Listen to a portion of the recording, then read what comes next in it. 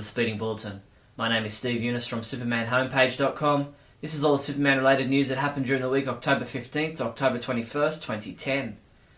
French site filmsactu.com caught up with Zack Snyder during his European tour to promote his animated film Legend of the Guardians and asked him about Superman and what the movie will be about. He said, "The film will be focused on the early days of Superman. It will not have links with other films. This will not be a remake. Again, even though I can't talk about the story, I can assure you that this new Superman will not be based on any particular comic book." Snyder told Telegraph.co.uk, "It's very exciting. Do I feel responsible? Look, as a fan I want to make it awesome, so in that way I feel responsible. There's an amazing film in there to be had and I'm excited to get at it." While digitalspy.co.uk posted a video interview with Zack Snyder in which he discusses whether or not his Superman movie will be in 3D, he said, "I don't know for sure. I think that 3D is pretty awesome if it's done as part of the cinematic language as opposed to being a gimmick." The social network star Armie Hammer spoke with Vulture about being on many people's wish list to play the Man of Steel. They asked him if he's been in contact with Zack Snyder at all. He said, "You know what's funny? I did talk to my people recently about that for the first time, and I think they're going a little older with Superman. I hear they're going 35-40. However, this would seem to conflict with Snyder's own comments that this new film will be focused on the early days of Superman. I guess we'll just have to wait and see. M. Night Shyamalan revealed at New York Comic Con that he was once in talks with Warner Brothers to possibly direct either Superman or Batman, but he knocked back that idea to make his own comic book style movie, Unbreakable. Newsarama.com caught up with Bruce Timm, producer of DC Comics Animation. In regards to All-Star Superman, he said, "I think it's really the best of the DC movies we've done so far." All-Star Superman is currently in development with plans for its spring 2011 release. In TV news, Jim Bennett has updated our Smallville episode guide with his summary of the most recent Season 10 episode, Homecoming, while Douglas Trumbull and Julian Finn have given their reviews for this 200th episode of the series, with Julian giving it a 3.5 out of 5, while Doug gave it a 5 out of 5.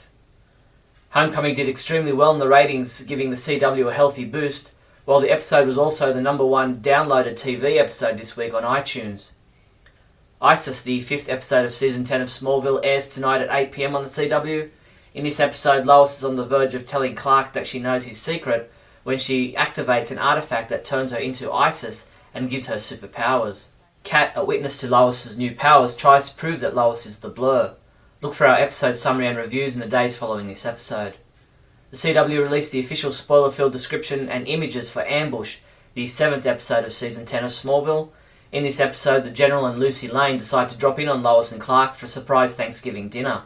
Clark and the General get off to a rocky start after Lois's father bashes the superheroes and tells Clark he is trying to pass a vigilante registration law. E-Online's spoiler chat told us that Clark will meet a version of himself from an alternate Earth who has been raised by someone other than the Kents, and it makes him very different and very interesting. Thanks to Twitter Christine K, aka OLTV, we got our first look at Aquaman, Alan Ritchson, and Mira, Elaine Satine, together on a location shoot for Smallville. Look for Aquaman and Mira to appear in Patriot, the 9th episode of Season 10, which will be directed by Tom Welling. TV Guide is letting TV fans choose the cover for their December 13th issue. Superman fans are encouraged to cast their vote to have Smallville become the winner and be placed on the cover. Clark and crew are up against Bones, Castle, Chuck, How I Met Your Mother and Supernatural. The poll remains open through November 1st.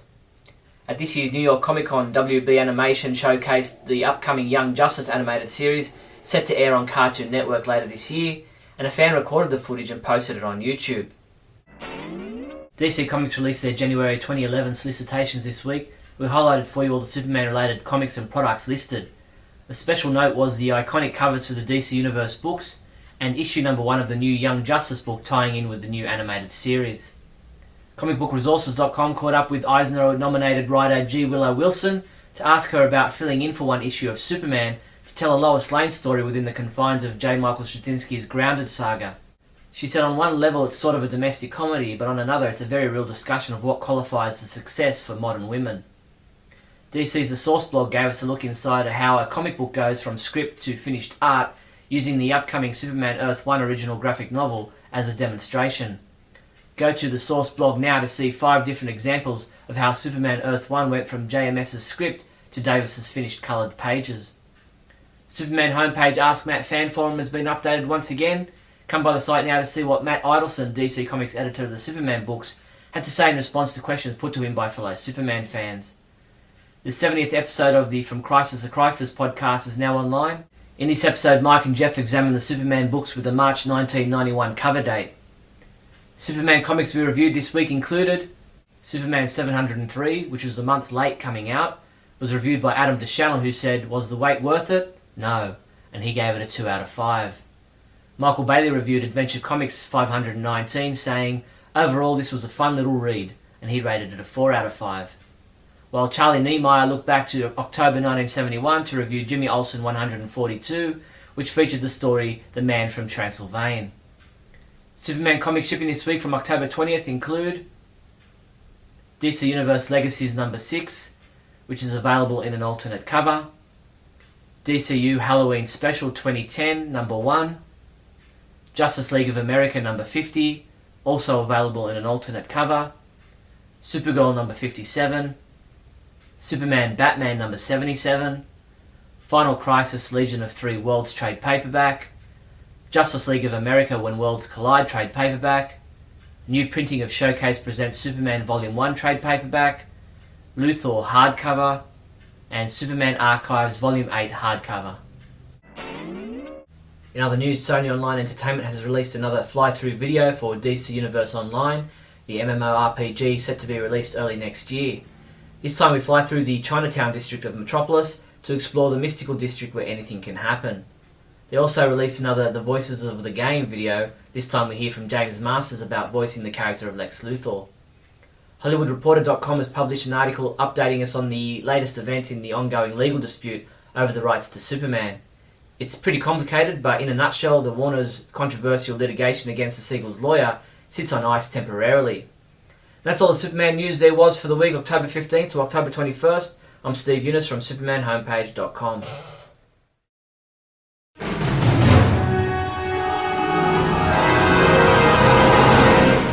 Well, we have gotten a piece of news that is certain about the Superman movie.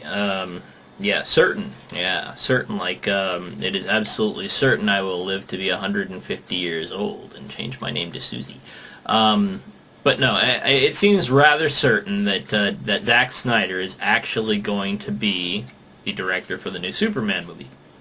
My immediate reaction to this was disdain and worry, which is, like, that's what it is before the critical faculty kicks in, when I'm sitting there like, oh God, because he's a guy who did Watchmen, and he's a guy who did 300, and these are comic book movies, but they're not necessarily comic book movies in the vein of Superman, and they're not necessarily comic book movies in the sense that, oh, this is a creative, ingenuitive take on a comic book movie, like, say, Dark Knight or Batman Begins.